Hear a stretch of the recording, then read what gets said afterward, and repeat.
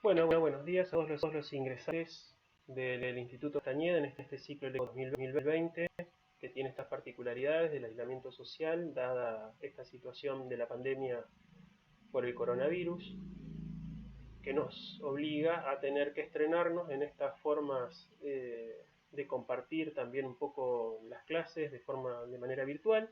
Y bueno, mi nombre es Osmar Bessi, soy profesor de filosofía, egresado del Instituto Castañeda y también profesor actualmente en el profesorado de filosofía del Instituto Castañeda. Mis clases son en segundo y tercer año de profesorado de filosofía en las materias filosofía medieval y metafísica también. Bien, la intención de lo que quiero compartir con ustedes en este curso de ingreso tiene que ver con una realidad que es propia de nuestra profesión docente, ¿sí? Que es la del conocimiento. ¿Por qué? Porque a lo largo de la historia, en esta escuela moderna, algo que ha sido siempre central, más allá de que hoy día en la actividad docente haya distintos tipos de actividades que se han ido agregando, sobre todo en la escuela. ¿Sí? La escuela hoy cumple funciones muy variadas, que no son simplemente la de la transmisión del conocimiento como se pensó en un principio, pero la cuestión del conocimiento en la vida escolar, en la vida del docente, sigue siendo algo central, sigue siendo algo fundamental, algo que en cierta medida podríamos decir que es lo que da sentido a nuestra función social. Y bueno, entonces hoy quería compartir con ustedes algo que tiene que ver con cómo plantarnos frente a la cuestión del conocimiento en ya habiendo pasado 2 décadas del siglo XXI. ¿Por qué? Porque nuestra escuela, tal como la conocemos, es una escuela que fue creada en el siglo XIX con ciertas características, con ciertas funciones sociales, ¿sí? Heredando el viejo mandato de la escuela surgida de la Revolución Francesa, en la cual se pretendía formar a los nuevos ciudadanos, y también con todo lo que aportó a la escuela como necesidad social la revolución o las revoluciones industriales, esta necesidad de formar a los nuevos trabajadores para que se integren en los distintos ámbitos de la vida económica, también en la sociedad. Y bueno, luego también hizo lo suyo el ideal positivista, que imprimió en la escuela, tanto en la escuela primaria como luego en lo que se fue formando como escuela secundaria, un ideal de racionalización de los individuos, ¿sí? De intentar incrementar, podríamos decir nosotros, el aspecto racional en los individuos que formarían parte de una sociedad más razonable, más racional, más bien pensada en el futuro, y que hoy tendríamos que ver si esos ideales siguen siendo vigentes, si siguen siendo ideales deseables para nosotros hoy en el siglo XXI, o si no tendremos que ampliar un poco la mirada. Bien, para poder llevar adelante un poco esta aportación, vamos a hacerlo desde una bibliografía determinada, lo cual no quiere decir que nos ciñamos solamente a esto, y el texto que he tomado como guía, que no es que voy a exponer este texto, sino que simplemente voy a hablar a partir de ciertas ideas que están implicadas en este texto, es Epistemología de la Educación, Perspectivas para una Educación del Futuro, del profesor Máximo Chaparro, que en paz descanse, que fue profesor también en el Instituto Castañeda, fue profesor en nuestra casa, de muy querida memoria, y bueno, que él ha hecho ciertas aportaciones que me parece que son bastante interesantes para compartir con ustedes en esta jornada. Por eso, a estas eh, reflexiones que vamos a compartir, las he denominado hacia una racionalidad ampliada, que es en cierta forma algo de lo que nos habla este texto. Y como les decía, nosotros en la escuela secundaria o en la escuela primaria seguimos teniendo como el eje vertebrador de nuestras actividades a la cuestión del conocimiento. Pero la cuestión del conocimiento no es una cuestión que surge con la escuela, ni surge en la modernidad. La cuestión del conocimiento, ¿sí? Y el conocimiento como problema es de larga data, ¿sí? De larguísima data, podríamos decir nosotros, que es una cuestión que se ha planteado por más de 2 milenios en la historia del pensamiento, por lo menos en la historia del pensamiento occidental, ¿sí? De hecho, fíjense que ya partiendo desde esta afirmación de Aristóteles, él nos dice que todos los hombres buscan por naturaleza conocer, ¿sí? Todos los hombres buscan por naturaleza conocer. Ahora, ¿la cuestión cuál es? La cuestión es, ¿qué significa conocer? ¿Qué es el conocimiento? ¿Sí? Está muy bueno esto que nos dice Aristóteles de que todos los hombres buscan por naturaleza conocer, y es algo que nosotros podemos constatar, lo podemos constatar en nuestra propia experiencia, lo podemos constatar en las experiencias de las personas a nuestro alrededor. Todos de alguna u otra manera, sobre una cuestión u otra, buscamos conocer. Ahora, ¿el problema cuál es? El problema es, ¿qué es el conocimiento? ¿Sí? Para poder definir qué es esto, nosotros lo primero que hacemos como estudiantes, podríamos decir así, es lo que siempre yo les digo a mis alumnos, tanto en la escuela secundaria como en el instituto. Normalmente uno, cuando quiere tratar de definir algo, lo primero que hace es buscar ya las definiciones existentes, ¿sí? Y las busca en el diccionario. ¿Cómo define la RAE al conocimiento? ¿Sí? Nos da 4 definiciones, entre otras más, ¿sí? Que podemos tener en cuenta nosotros, como la acción y efecto de conocer, el entendimiento, inteligencia, razón natural. ¿Sí? En la primera nos habla, ¿sí? De, el conocimiento es la acción de conocer o el efecto de conocer, es decir, el hecho de nosotros tener que conocer, estar realizando esta actividad, ¿sí? Y lo que el conocimiento produce en nosotros, ¿sí? Lo que el conocer produce en nosotros. En segundo lugar, nos habla de la facultad del conocimiento, ¿sí? Esta facultad que todos tenemos, la posibilidad que tenemos dentro de nuestras facultades de conocer, ¿sí? Como entendimiento, ¿sí? La comprensión, la inteligencia o la razón natural. Estas son nuestras facultades del conocimiento. Por otro lado, ¿sí? Este efecto del conocer es lo que el conocimiento, el conocer produce en nosotros, que son estas nociones, saberes o noticias elementales de algo. Cuando nosotros tenemos una idea de algo, podemos decir que estamos en conocimiento de algo. Y por último, amplía un poquito más la concepción del conocimiento y nos habla de saber o sabiduría. ¿Y por qué digo que amplía? Si es un estado, el saber o la sabiduría es un estado que se produce en nosotros, pero acá, cuando hablamos de saber o sabiduría, culturalmente, estas palabras tienen un alcance que va más allá de lo que es el mero conocimiento, porque uno puede tener conocimiento pero no sabiduría, porque la sabiduría tiene implicancias prácticas, sobre todo implicancias morales en nuestra vida, ¿sí? La sabiduría, podríamos decir así, que es ese conocimiento que nosotros aplicamos para tomar decisiones fundamentales y vitales a lo largo de nuestra vida. Entonces no es lo mismo conocimiento que sabiduría, pero bueno, no puede haber sabiduría si no hay conocimiento.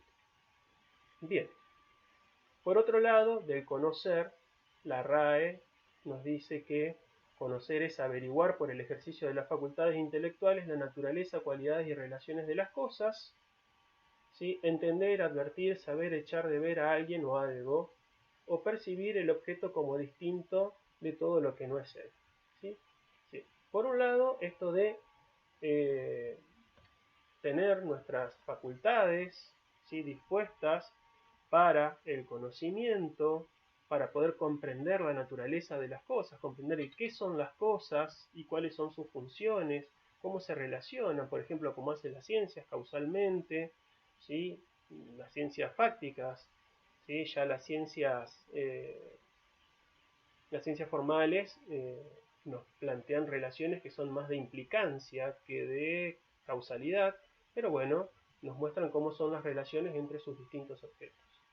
Después, el entender, advertir, saber echar de ver a alguien o algo, ¿sí? El poder captar algo o percibirlo como distinto de todo lo que no es él. ¿Sí? Yo a un objeto, por ejemplo un libro, lo capto como aquello que es distinto de todo lo demás, ¿sí? Yo tengo una idea de libro cuando puedo distinguir un libro de todo lo que no es un libro.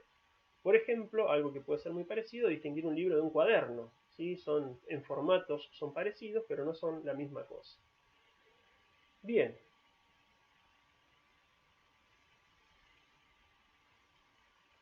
Vamos a empezar a desandar entonces un poquito más esta idea del conocimiento y vamos a plantearla de otra forma como para poder ir entendiendo un poquito más qué significa esto de conocer, ¿sí?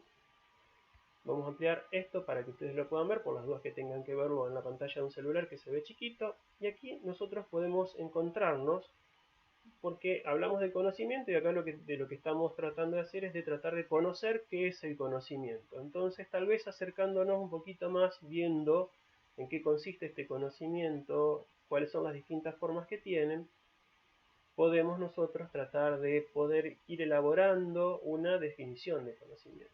Bien, entonces hablemos de, primero, distintos tipos de conocimiento que podemos tener según la relación con el objeto. ¿Sí? Y hacemos esta distinción porque luego vamos a ver otros tipos de conocimiento que tienen que ver con los ámbitos de apropiación. Bien, en primer lugar, nosotros hablamos de un conocimiento directo, ¿sí?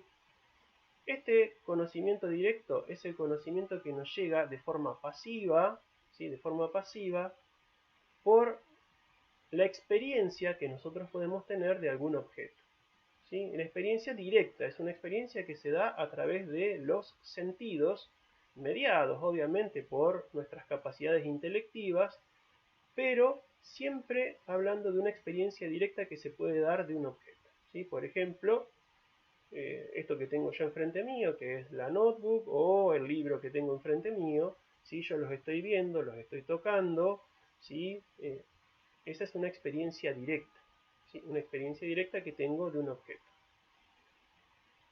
Y este conocimiento normalmente es el que se expresa cuando uno dice que conoce algo, ¿sí? Cuando uno dice que conoce algo, está diciendo que tiene un conocimiento directo. Por ejemplo, esto aparece muy clarito cuando nosotros hablamos de personas o hablamos de lugares. Si yo digo que conozco a Paula, ¿sí? No puedo decir que la conozco simplemente porque leí un artículo sobre ella o porque tuve, no sé, un contacto vía Facebook o porque, no sé, alguna vez vi su foto.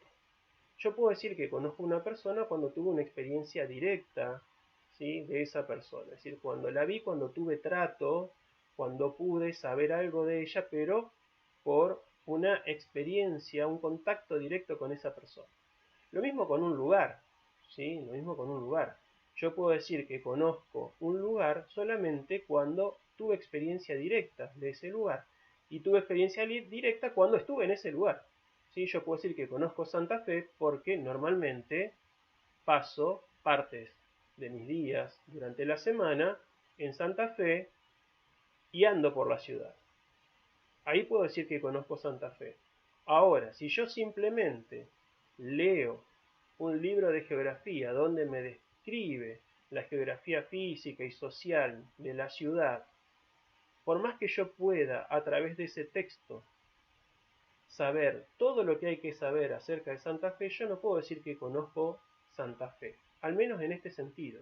Yo tengo un conocimiento sobre la ciudad de Santa Fe, pero ese conocimiento no es un conocimiento directo. Yo no conozco Santa Fe, tengo información sobre Santa Fe, ¿sí? Pero no conozco Santa Fe. La conozco cuando la camino, cuando ando por ella, ¿sí? Cuando la visito, ¿sí? Es como cuando nosotros hacemos turismo. ¿Por qué hacemos turismo? Y porque queremos conocer el lugar. ¿Y por qué queremos conocerlo? Porque no nos basta simplemente con mirar las fotos en internet o con leer algo sobre un lugar determinado en un libro, ¿sí? O en un texto cualquiera. Lo que queremos es tener esa experiencia directa. Y esa experiencia directa es lo que nosotros llamamos conocimiento directo. Por otro lado, hay otro tipo de conocimiento, que es el que nosotros llamamos conocimiento habilidad, ¿sí? Y este conocimiento como habilidad es en realidad un tipo de conocimiento que nos mueve a la acción. Por eso nosotros decimos que la relación con el objeto es activa. Ahora, cuando hablamos de relación con el objeto no nos referimos a un objeto material, sino con el objeto del conocimiento, ¿sí? Es decir, con lo que se conoce. Y ahí el conocimiento como habilidad es todo aquel conocimiento que nosotros tenemos destinado a la acción. Por eso decimos que es una relación activa. Por ejemplo, andar en bicicleta. Andar en bicicleta es un conocimiento, ¿sí? Sabemos andar en bicicleta. Ahora, ese conocimiento no es un conocimiento que nosotros lo queremos por alguna razón teórica, tampoco lo adquirimos por una experiencia directa de lo que es la bicicleta, sino que es un conocimiento que está destinado a la acción, está destinado para hacer algo, para poder desplazarnos en este vehículo que llamamos bicicleta. ¿Sí? Podría ser otro, saber conducir un auto, saber escribir a máquina, saber tocar un piano. ¿Sí? Normalmente, al conocimiento habilidad nosotros lo expresamos cuando usamos este tipo de expresiones. Saber cómo. Sé cómo montar una bicicleta o andar en una bicicleta, sé cómo tocar el piano, sé cómo, no sé, conducir un auto, sé cómo explicarle a alguien una teoría. ¿Sí? Son habilidades, habilidades que nosotros podemos tener. Ojo, ¿sí? Este tipo de cómo, con acento. No sé cómo se componen los átomos, las moléculas de agua. ¿Sí? Sé cómo se componen las moléculas de agua no es una habilidad, ¿sí? Y no es este como con acento, ¿sí? Ahí lo que estoy diciendo, estoy expresando es otro tipo de conocimiento. Pero cuando yo digo sé cómo hacer algo, ahí sí estoy expresando una habilidad. Y es otro tipo de conocimiento distinto, ¿sí? Del cual podemos estar en posesión. Por otro lado, tenemos también otro tipo de conocimiento que es el conocimiento proposicional. ¿Qué es un conocimiento proposicional? Es todo aquel que se expresa a través de enunciados o proposiciones. ¿Sí? Una proposición es un enunciado que sirve para transmitir información. ¿Sí? Por ejemplo, eh, San Martín cruzó con el ejército de los Andes partiendo de Mendoza, en la denominada cordillera, para llegar a Chile y colaborar con su proceso emancipatorio. ¿Sí? Eso es una proposición, ¿sí? Es una proposición, es una afirmación, un enunciado que yo uso para condensar en él o tratar de transmitir en él un tipo de información. Ahora, este conocimiento no hace falta que yo tenga la experiencia, como en el directo, no implica ningún tipo de habilidad, sino que simplemente sirve para expresar de forma indirecta algún tipo de información de la cual yo estoy en posesión o de la cual puedo hacerme, ¿sí? A la posesión. Y lo expresamos con este tipo de formas. Un conocimiento proposicional es un saber qué. ¿Sí? Yo sé que San Martín, ¿Sí? Yo sé que energía es igual a masa por velocidad de la luz al cuadrado. ¿Sí? Son proposiciones, son enunciados que condensan algún tipo de información, pero del cual nosotros podemos estar en posesión de manera indirecta. ¿Por qué es importante esto de que podemos estar en posesión de manera indirecta? Y porque no hace falta que yo sea Einstein para saber que la energía es igual a masa por velocidad de la luz al cuadrado. Ese es un descubrimiento propio de él. Pero yo, una vez que he aprendido, por ejemplo, la teoría de la relatividad, ya estoy en posesión de un conocimiento.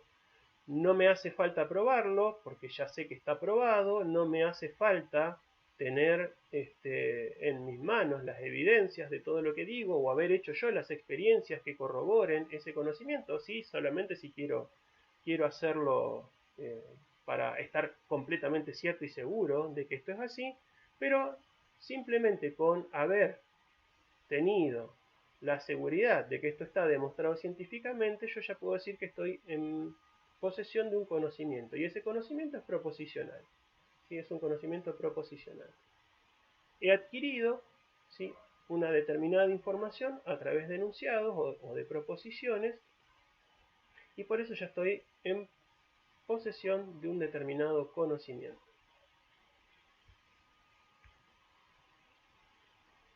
Bien, estos son algunos tipos de conocimiento según cómo nos relacionamos con el objeto conocido. Ese objeto conocido puede ser un objeto real, del cual nosotros tengamos una experiencia directa, puede ser en realidad una idea acerca de cómo desarrollar una determinada actividad, o puede ser un determinado tipo de información. ¿Cómo nos relacionamos? Si nos relacionamos de manera pasiva, es decir, simplemente dejando que el objeto nos impresione, estamos ante un conocimiento directo. Si lo que nosotros hemos adquirido, es decir, si esa habilidad la hemos adquirido para poder desarrollar alguna actividad, lo estamos haciendo de manera más activa. Y lo proposicional, si indirectamente nosotros nos encontramos ante la posesión de una determinada información que a nosotros nos llega a través de un enunciado que podemos haber leído en un libro, podemos haber nosotros captado a través, por ejemplo, de una clase, ¿no?, de algún programa de televisión y demás, por ejemplo, de un informativo. Nosotros normalmente las noticias que nos llegan a través de los medios de información son conocimientos proposicionales, porque nosotros no estuvimos en el lugar de los hechos. Sin embargo, ante ciertas manifestaciones de estos medios los damos como ciertos, ¿sí?, en el caso de que así sea.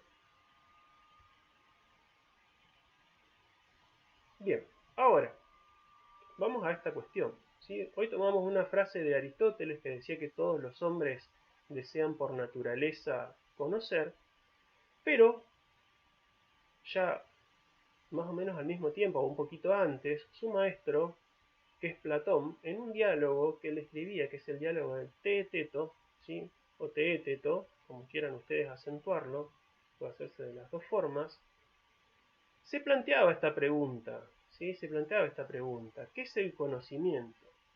Y esta pregunta planteada en este diálogo es muy importante. ¿Por qué? Porque va a variar absolutamente y nos va a marcar ciertos límites que va a tener a partir de aquí en adelante. Estamos hablando con Platón en el siglo V-IV antes de Cristo, y a partir de acá la concepción del conocimiento va a variar para el resto de la historia, ¿sí? La influencia de Platón en este sentido va a cambiar, ¿sí?, de aquí en adelante para siempre, ¿sí? Va a cambiar para siempre. Él se pregunta qué es el conocimiento. Pero hay que prestar atención. Yo aquí, si ustedes se fijan, les pongo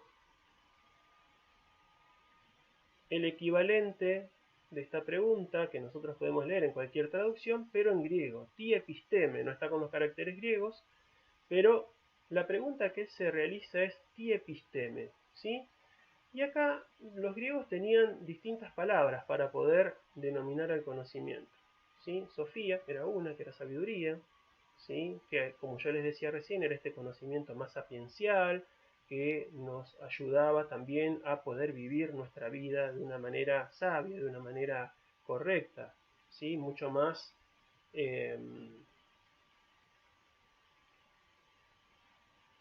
ligada, ¿sí?, o ceñida a los principios, ¿sí?, que nosotros podíamos llegar a conocer de una manera más bien teórica. Por otro lado estaba gnosis, sí, que también es otra forma de conocimiento, un conocimiento más nocional, como podríamos decirle nosotros ahora, la posesión de ideas. Pero el término episteme en griego tiene una connotación muy específica, que es la de ser conocimiento en sentido fuerte, conocimiento en sentido estricto. Episteme se puede traducir al castellano como conocimiento, pero también, como tiene este sentido fuerte, este sentido más estricto, se puede traducir como ciencia. Platón también se está preguntando qué es la ciencia cuando se pregunta qué es el conocimiento, ¿sí? Entonces, esto va a tener ciertas implicancias en lo que luego va a desarrollar Platón, porque si es lo que se pregunta es qué es el conocimiento, y este conocimiento en un sentido estricto, preguntándose qué es la ciencia,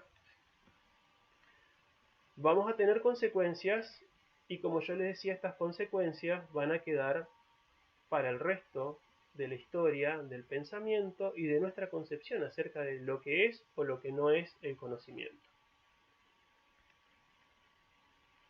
En este diálogo, como yo les decía, este diálogo que se llama Teéteto o Teeteto, ¿sí? De Teetetos, ¿sí? De Platón, no se da una respuesta clara, no se dice explícitamente qué es el conocimiento. Se plantea la pregunta y en lo que se plantea la pregunta se van eliminando, ¿sí? Ciertas concepciones del conocimiento que parecen ser falsas.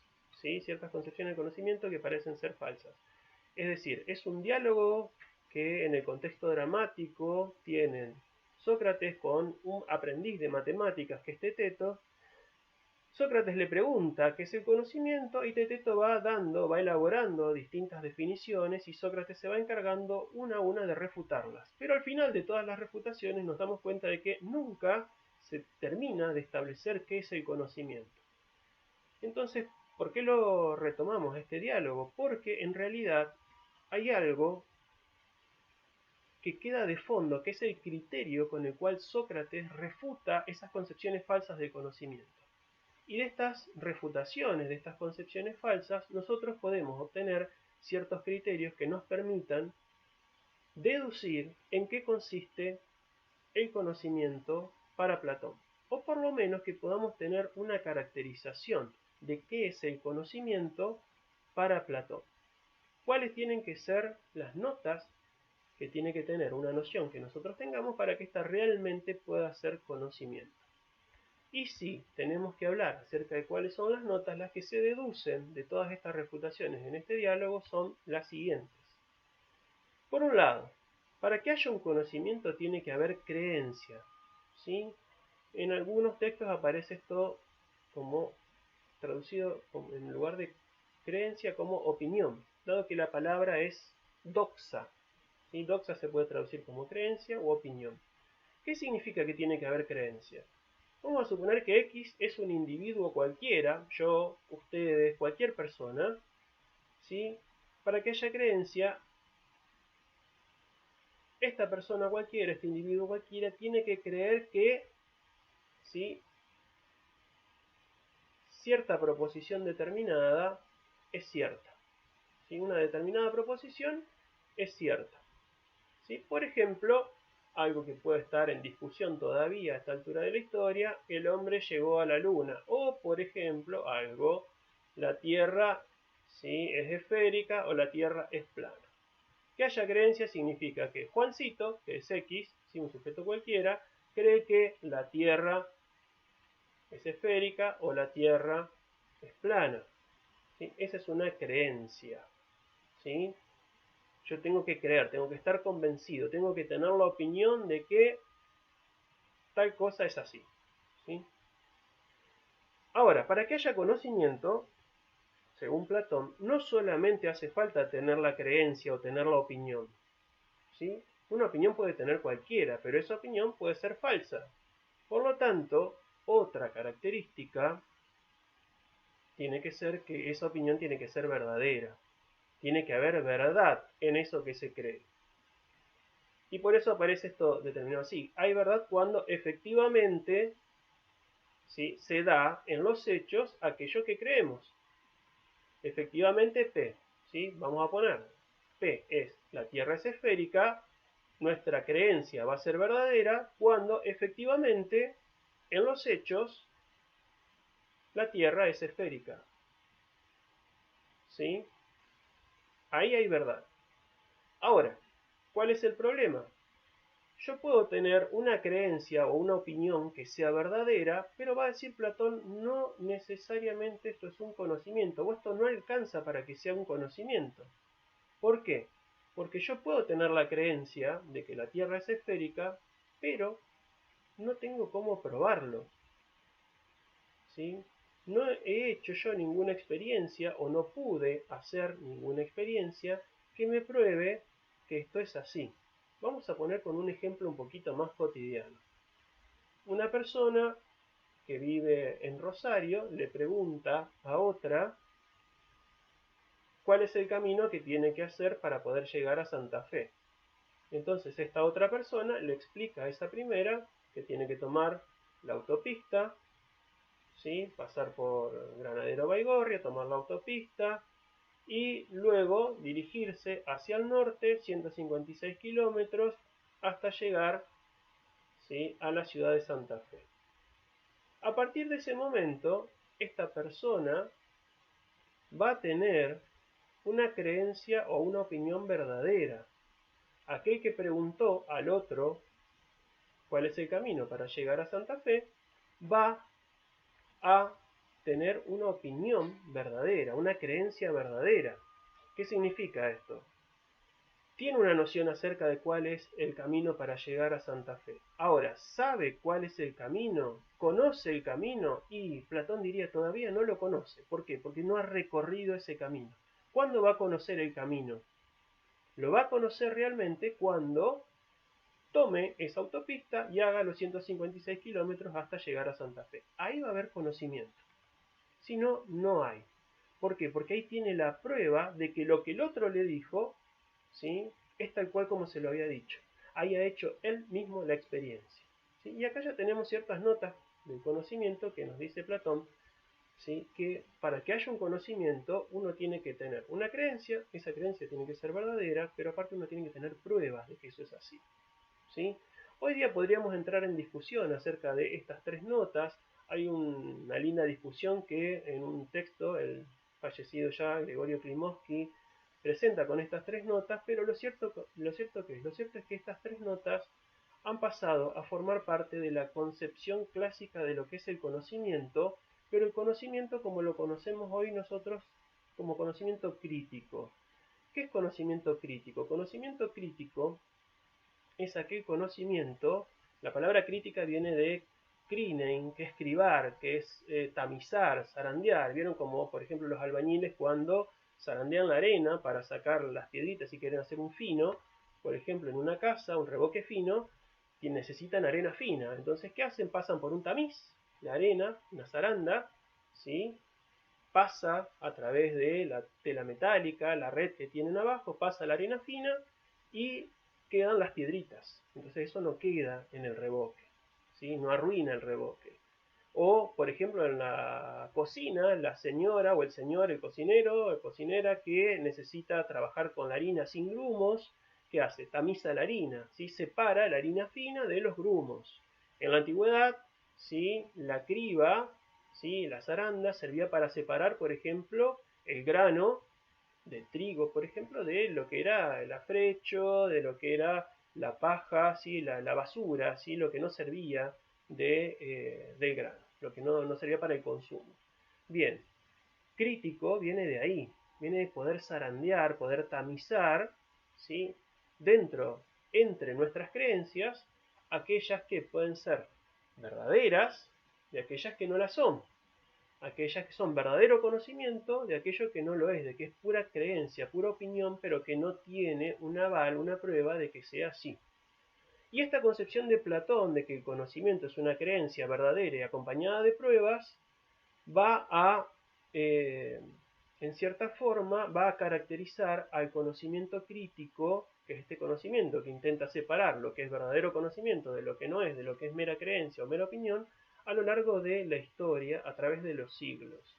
Y así va a marcar lo que es la episteme o la ciencia antigua, ¿sí?, que en la antigüedad lo que era la episteme no estaba separado de lo que era la filosofía. ¿Sí? La filosofía cubría todos los campos del conocimiento deseados por un hombre de la antigüedad, ¿sí?, porque los hombres en la antigüedad, sobre todo en la antigüedad griega, lo que buscaban era un conocimiento sobre todo teorético, un conocimiento que era por el comprender las cosas mismas, no tanto una ciencia que les ayude a transformar la realidad y la naturaleza, y ese conocimiento teórico lo obtenían a través de la filosofía, que después tenía ciertos aspectos prácticos, como por ejemplo ya aparecen muy bien marcados en Sócrates o en Platón o en Aristóteles o en todo lo que es la filosofía helenística o imperial de la antigüedad, sobre todo en los campos de la ética y la política, ¿sí? También va a marcar lo que es la ciencia medieval o la scientia medieval, ¿sí?, la ciencia medieval ya va a tener otro campo también de acción distinto. ¿Por qué? Porque el gran problema de los medievales, ¿sí?, ya no va a ser el cosmos como en la antigüedad, la comprensión del cosmos y la comprensión del hombre como microcosmos, como siendo parte, ¿sí?, y calco de ese cosmos, sino que el problema de los medievales va a ser Dios, ¿sí? Y entonces acá la ciencia medieval, la episteme, lo que antiguamente era la episteme para los griegos, o ciencia ya para los medievales, va a ser, o va a intentar ser, un adelanto de la visión beatífica. ¿Por qué? Porque el problema central es Dios. Y lo que queremos es tratar de conocer a Dios, por lo menos adelantar un poquito de ese conocimiento de Dios, tal como lo podremos ver un día en el cielo. ¿Mm? Entonces, aquí ya no tenemos solamente filosofía, sino que también tenemos teología, ¿sí?, que van a trabajar muy de forma muy unida, ¿sí?, muy coordinada unas con otras, ¿sí?, filosofía y teología. Luego vamos a tener la nueva ciencia moderna y la filosofía. Esto va a ser el conocimiento crítico durante la Edad Moderna.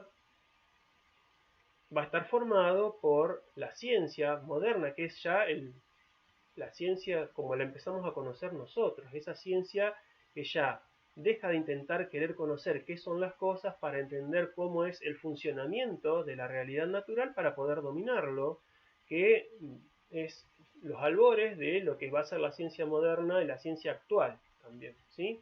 Ya no es esa intención meramente teorética y esencialista propias de la episteme antigua, de la ciencia medieval, sino que va a buscar comprender a la naturaleza, comprender las relaciones causales dentro de la naturaleza para poder dominarla. Y también lo que va a ir en compañía de esta ciencia es la filosofía. Ambas van a ser parte de este conocimiento crítico, ¿sí?, en la modernidad.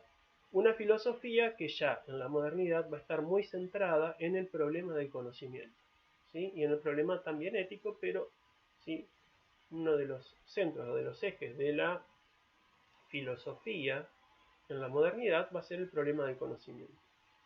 Y luego, en la contemporaneidad, nosotros tenemos a las ciencias, ¿sí?, ya bien distinguidas, ya bien separadas unas de las otras, separadas bien de la filosofía, y por otro lado la filosofía, una filosofía que ya en la contemporaneidad se va a ir separando, va a ir tomando un campo cada vez más propio, y que vamos a tener distintas tendencias, pero hay también una filosofía que ha ido acompañando, ¿sí?, el problema del conocimiento y sobre todo el problema del conocimiento científico. Por eso, por ejemplo, a lo largo del siglo XX, una de las ramas de la filosofía que más se ha desarrollado ha sido la de la epistemología, que es la teoría de la ciencia. Y muchos incluso han querido reducir la filosofía a esto, a un estudio de la ciencia, ¿sí? Y como decíamos, esta concepción del conocimiento crítico, de un conocimiento en sentido estricto, un conocimiento que se separa de lo que no es conocimiento, ya viene planteada desde la época de Platón. Entonces, en la antigüedad teníamos ya una concepción de que para que sea conocimiento, ¿sí?, para que sea conocimiento tenía que ser una opinión, pero que esa opinión sea verdadera y que esa opinión tenga pruebas. Y esto se va a mantener a lo largo de toda la historia. En un primer momento esas pruebas van a ser meramente racionales, ¿sí?, esto tanto en la antigüedad como en la Edad Media, ¿sí? En la Edad Media, aparte de la prueba racional, va a tener que estar acompañada por una autoridad, sobre todo por la autoridad divina. Y en la ciencia moderna y en la ciencia actual, esa prueba va a tener que ser la prueba empírica, ¿sí?, la prueba empírica racional y empírica, ¿sí?, porque las ciencias no solamente ofrecen hechos, sino que esos hechos están relacionados de una manera racional, es decir, tienen elementos lógicos que los relacionan unos con otros. Bien, el problema que tenemos aquí es que entonces, a partir de esta concepción del conocimiento en sentido estricto, se nos plantea una escisión entre lo que es el conocimiento cotidiano y el conocimiento crítico, ¿sí? ¿Qué ¿Qué es el conocimiento cotidiano? Conocimiento cotidiano, algunos lo denominan incluso conocimiento vulgar. ¿Por qué conocimiento vulgar? Porque es el conocimiento de la gente sin instrucción, del vulgo, del pueblo, de aquellos que no tienen educación, de aquellos que no se han dedicado al estudio de las cosas, ¿sí? Hoy nosotros podríamos llamarlo conocimiento cotidiano. ¿Por qué? Porque la expresión conocimiento vulgar ya tiene toda una apreciación, ¿sí? Una connotación muy despreciativa, podríamos decir nosotros, de lo que es el conocimiento con el cual nosotros nos movemos en nuestro día a día. Por eso lo llamamos hoy conocimiento cotidiano. Y por otro lado, el conocimiento crítico, este conocimiento que proviene de la ciencia y proviene de la filosofía, ¿sí? Y acá tenemos características, ¿sí? Por ejemplo, aparecen bien marcaditas en el texto de Chaparro y en otros textos también, en el texto de Carpio de Principios de Filosofía, características que distinguen al conocimiento cotidiano y al conocimiento crítico. El conocimiento cotidiano es un conocimiento espontáneo, ¿sí? Un conocimiento espontáneo. ¿Qué significa esto? Que se va dando con la experiencia, va surgiendo con la experiencia, ¿sí? Un chico aprende a hablar, ¿por qué? Porque escucha a su mamá, por eso hablamos de la lengua materna, escucha hablar a su papá, escucha hablar a sus hermanitos, y en la imitación espontánea de eso que escucha, va aprendiendo a hablar. No hay una academia para aprender a hablar, ¿sí? En la vida. No hay un método para enseñarle a hablar a los chicos. Si bien es cierto que se han ido perfilando métodos, en realidad, sí, naturalmente y con el ejercicio de la convivencia social vamos aprendiendo a hablar. Aprendemos a caminar erguidos, como todos los seres humanos, por imitación, ¿sí? Muchas de las cosas que nosotros hacemos a lo largo de nuestra vida las aprendemos simplemente porque vamos realizando experiencias que nos van dejando esos aprendizajes. Pero, en cambio, el conocimiento crítico es metódico. Y esto significa, por una parte, que para adquirir un conocimiento de tipo crítico, un conocimiento de estos en sentido fuerte, nosotros tenemos que primero estar en actitud crítica. ¿Sí? Esa actitud crítica, ¿qué significa? Significa que nosotros hemos descubierto que tenemos ciertas dudas acerca de nuestro conocimiento y por lo tanto nos ponemos en actitud de querer aprender lo que las cosas son como tal, ¿sí?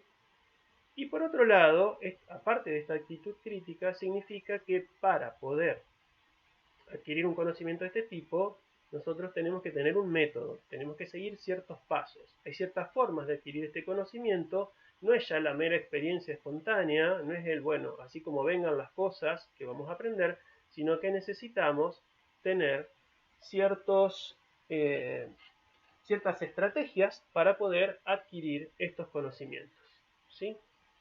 Por otro lado, tenemos que el conocimiento cotidiano es asistemático. ¿Qué significa esto? Que vamos aprendiendo muchas cosas, pero no necesariamente estas cosas están en conexión unas con otras, ¿sí? Es decir, nosotros incluso, fíjense, desde los refranes populares podemos tener incluso creencias que son hasta contradictorias unas con otras, ¿sí? Por ejemplo, decir al que madruga Dios lo ayuda, cuando estamos en necesidad de, bueno, levantarnos más temprano para poder adelantarnos a los hechos y hacer las cosas como corresponden para que, bueno, para que nos vaya bien en la vida. Por otro lado, en otra situación podríamos decir, ¿sí? No por mucho madrugar amanece más temprano. ¿Qué significa esto? Aunque nos adelantemos a los hechos, no van a resultar las cosas mejor, ¿sí? Por el hecho de que nosotros hagamos algo previamente, ¿sí? Son dos cosas que pueden estar en nuestra mente, podemos creer en ambas, aunque sean contradictorias, ¿sí? Aunque sean contradictorias, porque esto es parte del conocimiento que se da con nuestra vida cotidiana. En cambio, esto no puede pasar así en el conocimiento crítico. El conocimiento crítico tiene que ser sistemático, tiene que sí tener un cuerpo que funcione como un sistema. En un sistema, todos los elementos que lo componen tienen que estar en relación. Y no solamente tienen que estar en relación, sino que esa relación tiene que ser coherente. Por lo tanto, los elementos que componen el conocimiento crítico no se pueden contradecir unos con otros, ¿sí? Si yo afirmo, por ejemplo, el principio de no contradicción, después no puedo, por ejemplo, el principio de no contradicción, que es lo que dice, que un objeto o un ente dado no puede ser ese objeto y no ser ese objeto al mismo tiempo. Entonces yo no puedo, por ejemplo, tomar un objeto cualquiera, como puede ser este celular, y decir que esto es un celular y que no es un celular al mismo tiempo. ¿Sí? Yo sí o sí tengo que afirmar o que es un celular o que no es un celular.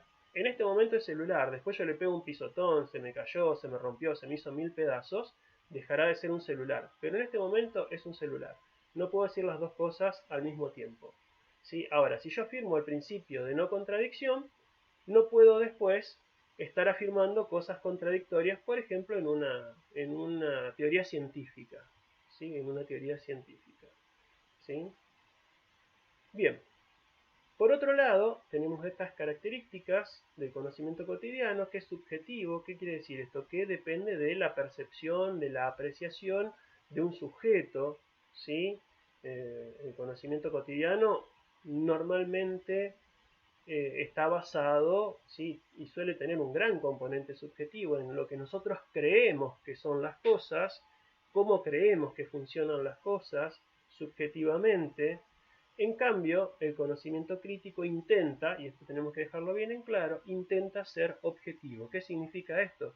Que intenta, más allá de cómo nosotros creemos que son las cosas, tratar de conocer las cosas como son o cómo funcionan en la realidad.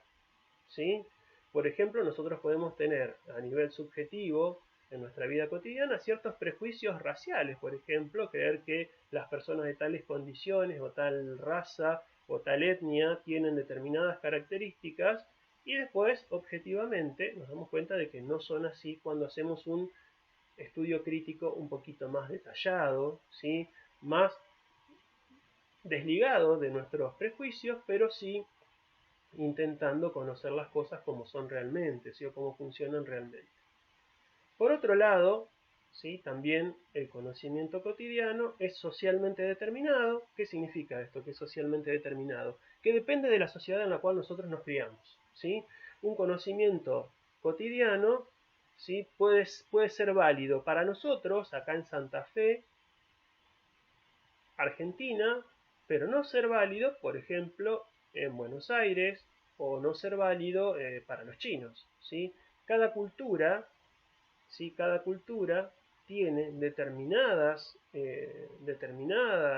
creencias, determinadas concepciones que no necesariamente son válidas para las otras culturas. ¿Sí? No necesariamente son válidas para las otras culturas. Frente a esto,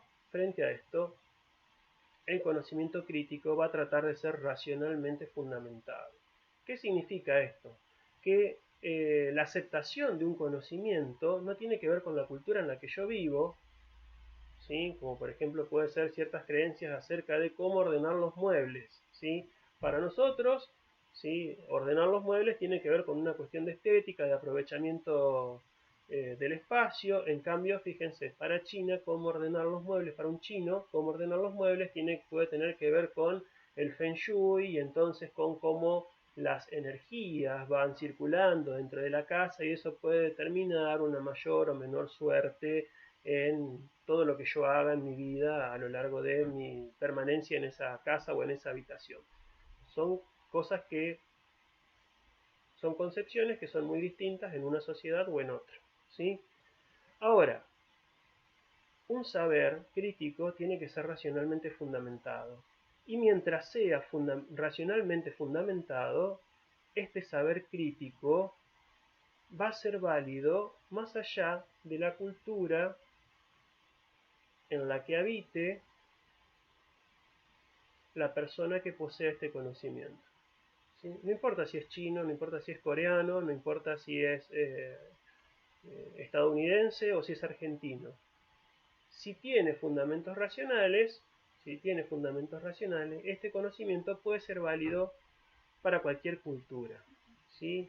No está socialmente determinado. A ver, decíamos recién, energía es igual a masa por velocidad de la luz al cuadrado. Y esto es así para un científico chino, para un físico yanqui o para un científico argentino. ¿Sí? Es lo mismo. Digo, para cualquier persona que haya aprendido eso. Sí, es válido para todos. Ahora, fíjense, a partir de estas separaciones que se han ido dando del conocimiento, tanto en la antigüedad como a lo largo de la historia, donde hemos marcado esta diferencia entre el conocimiento crítico, este conocimiento en sentido estricto, y el conocimiento cotidiano. A partir de eso, el conocimiento cotidiano, y sobre todo en la modernidad, el conocimiento cotidiano pasó a ser el lugar de las opiniones o de las meras creencias. ¿Qué quiere decir esto? Que incluso el conocimiento cotidiano, a lo largo de la historia, fue dejando de ser considerado como un conocimiento, ¿sí? No son creencias, son opiniones, pero no es conocimiento, ¿sí? Incluso en algunos casos se lo ha tildado hasta, porque algunos elementos de esto tenía, se los ha tildado de superstición, ¿sí?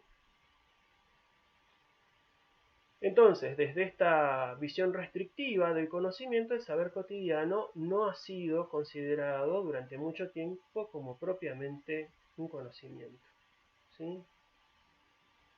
Entonces, ¿qué es lo que se ha hecho? ¿Qué es lo que hicimos con estas opiniones y con estas creencias?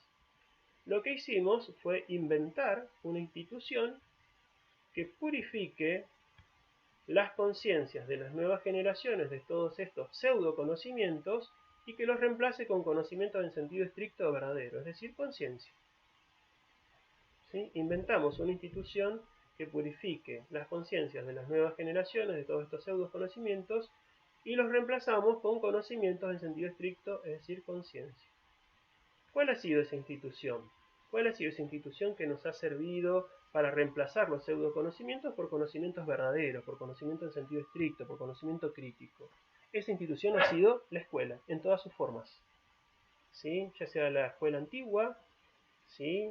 La escuelita donde iban los chicos que estaban más acomodados, las escuelas medievales, las escuelas ya son las catedralicias, las universidades medievales, ¿sí? Como las escuelas modernas, las escuelas para niños, para adolescentes, ya en la modernidad, han tenido, y sobre todo a partir del positivismo, esa intencionalidad de despejar en las mentes, las conciencias, esos conocimientos espontáneos, subjetivos, socialmente determinados y asistemáticos, por otros que tengan las características contrarias, es decir, porque los que tengan las características del conocimiento crítico, ¿sí? Esa ha sido, en cierta forma, una de las funciones centrales de la escuela.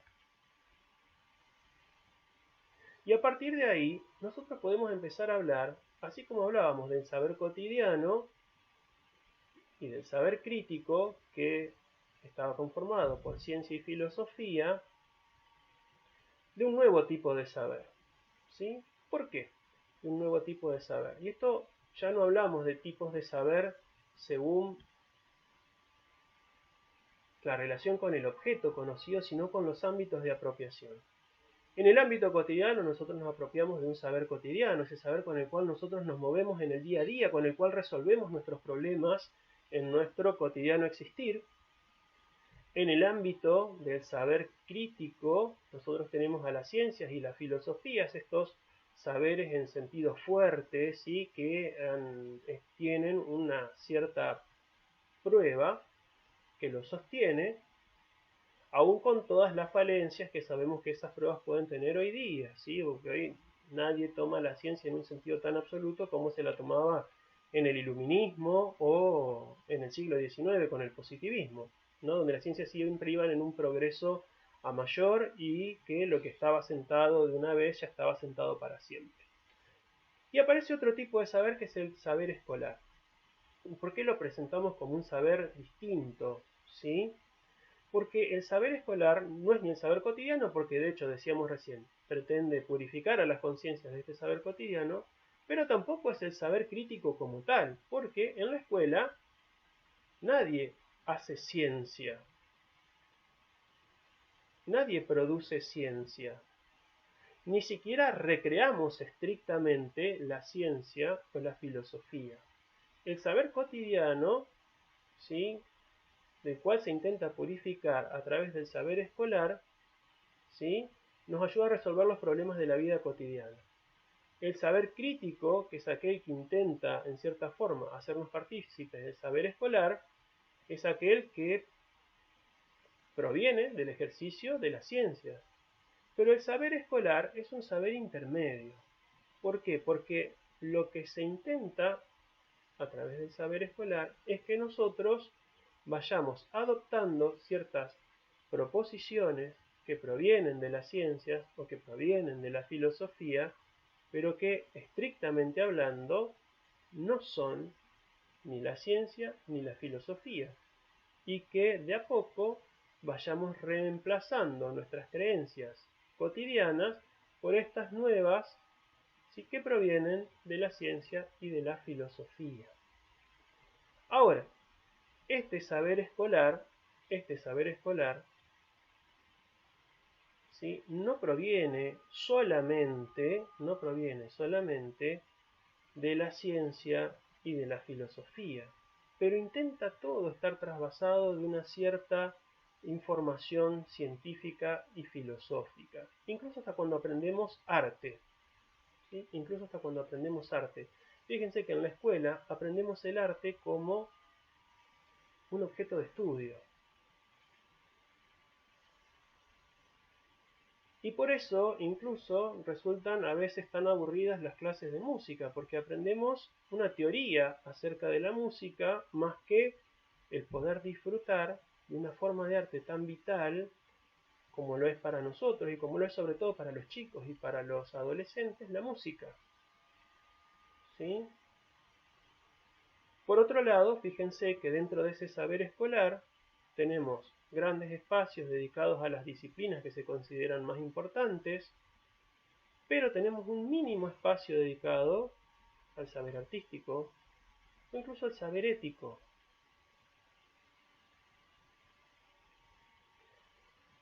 Dentro de todas las materias, las 11 materias que cursan los chicos en una mañana, en un primer año de escuela secundaria, tienen solamente 4 horas dedicadas a música. Luego en un segundo año tendrán 4 horas dedicadas a plástica y en un tercer año 4 horas dedicadas a artes audiovisuales, ¿sí?, por semana. Solamente 2 horas semanales dedicadas a formación ética. 2 horas, ¿sí? Y aún así, aun cuando podríamos decir, bueno, sí, pero tienen, ¿sí?, una formación artística, por lo menos la tienen,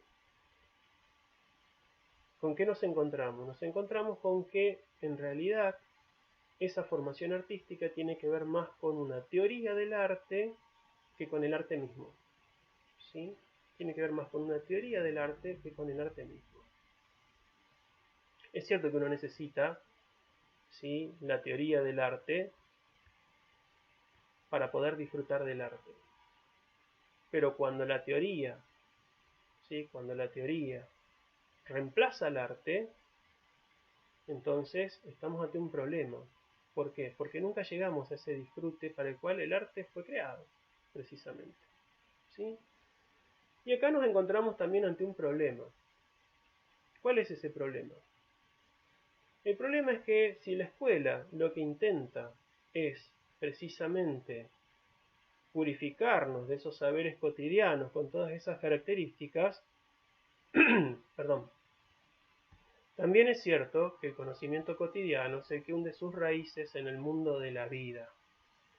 Nosotros nunca dejamos de lado nuestro conocimiento cotidiano, porque con el conocimiento cotidiano es con el que nosotros existimos en el día a día a lo largo de nuestra vida. Es aquel que nos permite la subsistencia diaria, es aquel con el cual nosotros nos relacionamos con nuestros pares, es aquel con el cual nosotros nos relacionamos con nuestro mundo, ¿sí? Y sin embargo, a este tipo de conocimiento, a lo largo de la historia, se lo ha dejado afuera de la escuela, se lo ha intentado cambiar por otro dentro de la escuela. En lugar de tomarlo como un sustrato, como un fundamento, para a partir de ahí abrir nuestras miras y poder, a partir de eso, nosotros también incorporar otras formas de conocimiento que complementen, ¿sí?, este conocimiento cotidiano, que es el conocimiento que nosotros tenemos del mundo de la vida.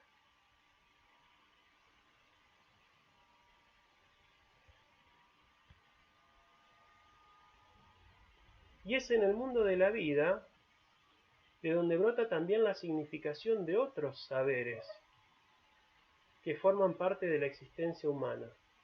Por ejemplo, el saber moral, el saber estético, el saber religioso, etc.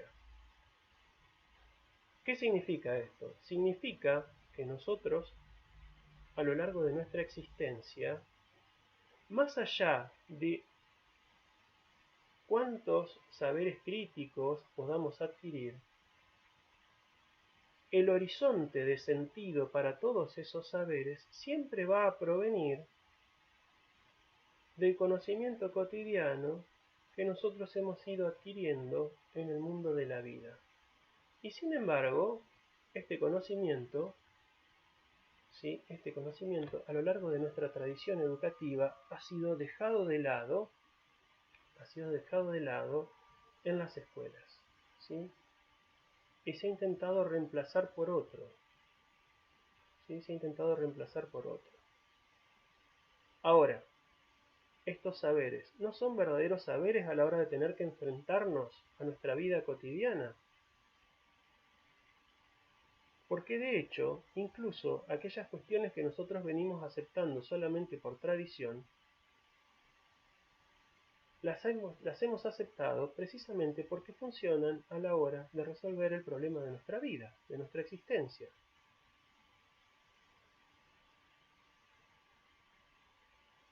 ¿Por qué tratar de denigrar este conocimiento? ¿Por qué tratar de dejarlo de lado, de suplantarlo por otra cosa, en lugar de complementarlo, de ayudarlo, de reforzarlo? Porque es cierto, nosotros, en nuestro aprendizaje cotidiano, en nuestra vida cotidiana, también nos vamos llenando de prejuicios que no ayudan, sino que dificultan nuestra vida cotidiana. Bien, a esos prejuicios, gracias al conocimiento crítico, podemos ir superándolos, pero sin dejar de lado de que los problemas de nuestra existencia, los problemas de nuestra vida, los aprendemos a resolver gracias a todo aquello que va pasando a formar parte de nuestro conocimiento cotidiano, de aquel conocimiento del mundo de la vida, de aquel conocimiento con el cual nosotros nos movemos y existimos y resolvemos nuestros problemas, ¿sí?, en nuestro cotidiano vivir, ¿sí? Entonces, la idea de esto no es presentar ninguna doctrina, sino simplemente dejar planteada esta pregunta. ¿No es necesario que nosotros planteemos, ¿sí?, esta conexión, esta reconexión entre el conocimiento escolar y el conocimiento cotidiano? ¿No sería mejor y más productiva una escuela que tenga en cuenta el conocimiento cotidiano como punto de partida y como punto de llegada, para que entonces así este conocimiento escolar resulte verdaderamente significativo? Porque si hay algo por lo cual un chico, una chica, un niño o una niña tanto se resisten de ir a la escuela, de tomar clases, es precisamente porque el conocimiento escolar pierde significatividad frente al mundo de la vida. Y aquí volvemos a el inicio, ¿sí?, de esto que planteábamos en el título, hacia una racionalidad ampliada. ¿Y a qué nos referimos con esto de una racionalidad ampliada? A lo largo de la historia hemos reconocido solamente como racionales ciertos saberes, los saberes críticos, ¿sí? Sin embargo, esta pregunta que nos queda aquí al final, ¿no son estos verdaderos saberes a la hora de tener que enfrentarnos al cotidiano vivir? Nos plantean esto: los saberes cotidianos tienen también su cierta racionalidad. No son la racionalidad científica, pero también tienen su fundamento, ¿sí? No es meramente una construcción social, no es meramente, ¿sí?, una mera superstición, ¿sí?, o las meras creencias, las meras opiniones. Ninguna opinión se sostiene si no tiene algo que la sustente, algo que la fundamente. Obviamente que esas opiniones tienen que tratar de mejorarse, tienen que tratar de perfilarse, tienen que tratar de someterse también a una cierta crítica, ¿sí? Pero los distintos saberes, cada uno tiene también una forma distinta de racionalidad, por un lado.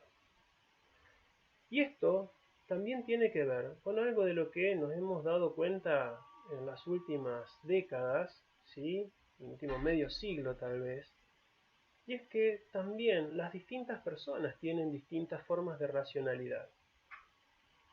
Hoy hablamos de distintos tipos de inteligencia. ¿Cuál es el problema de estos distintos tipos de inteligencia? Que la mayoría han quedado fuera de la escuela a lo largo de la historia. La mayoría de las inteligencias múltiples han quedado fuera de la escuela y solo nos hemos quedado con lo lógico formal, ¿sí?, podríamos decir así, ¿sí?, o con algunas más, ¿sí? Pero por ejemplo la inteligencia estética, la inteligencia motriz, ¿sí?, la educación física que tenemos en la escuela es pobrísima, ¿sí? ¿Por qué pobrísima? Y porque en general ha estado ligada más al deporte que al conocimiento del cuerpo. Hoy se ha mejorado mucho, pero también fíjense qué lugar tiene la educación física dentro de una currícula, ¿sí?, con 2 horitas semanales, ¿sí?, 2 horitas semanales, ¿no? Y en este sentido, esta intervención a lo que apunta es a esto, ¿sí?, ampliar un poco la mirada hacia otros campos del saber, ampliar un poco la mirada hacia otros saberes, ampliar un poco la mirada hacia este saber tan vital que es el saber cotidiano. Este saber tan vital, ¿sí?, que es aquel con el cual nosotros resolvemos nuestros problemas cotidianos. Y que si por algo, creo yo, si por algo la educación escolar resulta tan poco significativa y tanto se resiste un alumno a la escuela, es precisamente porque la escuela ha dejado completamente de lado la cotidianidad, ha dejado de lado el saber del mundo de la vida. Entonces, un alumno con 2 dedos de frente hoy en la escuela se da cuenta de que lo que se le enseña en la escuela no tiene nada que ver con la vida real que acontece fuera de la escuela. Y sirve para resolver problemas en ese mundo artificial que es la escuela. Pero fuera del mundo de la escuela, ¿sí?, es muy poco lo que resulta significativo para resolver los problemas en el mundo de la vida. Lo cierto es esto, y este es el sentido de intervención. Todos acá pensando, ¿sí?, o por lo menos estamos cursando carreras docentes, ¿sí? La escuela a lo largo de mucho tiempo ha pensado de una determinada manera, que era pensada a partir del paradigma decimonónico positivista, ¿sí?, que nos planteaba una idea de alumno, una idea de escuela, una idea de sociedad. Hoy todo eso ha cambiado, pero la escuela sigue siendo la misma. La escuela sigue siendo la misma. Y por eso la escuela ha perdido significación social. La escuela ha perdido esa capacidad, ¿sí?, esa capacidad de transformarse en algo significativo para el alumno que está en las aulas. Tal vez alguna de estas preguntas pueda ayudarnos a nosotros a recuperar ese sentido, a recuperar esa significación, porque si hay algo de lo que nos damos cuenta, y lo que nos hemos dado cuenta sobre todo en esta época, en este tiempo tan difícil que estamos atravesando, es que la escuela sigue siendo necesaria, la educación sigue siendo necesaria. El tema es qué educación es la que necesitamos. No quiere decir que en esto esté la respuesta, no quiere decir que en esto esté, al contrario, lo que se presentan son más preguntas, ¿sí? personas. Es decir, que acá está la solución. Pero tal vez una punta para empezar a pensar desde el inicio de una carrera docente, para qué lado podemos dirigir la actividad para que el conocimiento escolar vuelva a recuperar significatividad social en estas primeras décadas del siglo XXI. Muchísimas gracias por su atención. Como ya les dije, cualquier cosa estoy a disposición.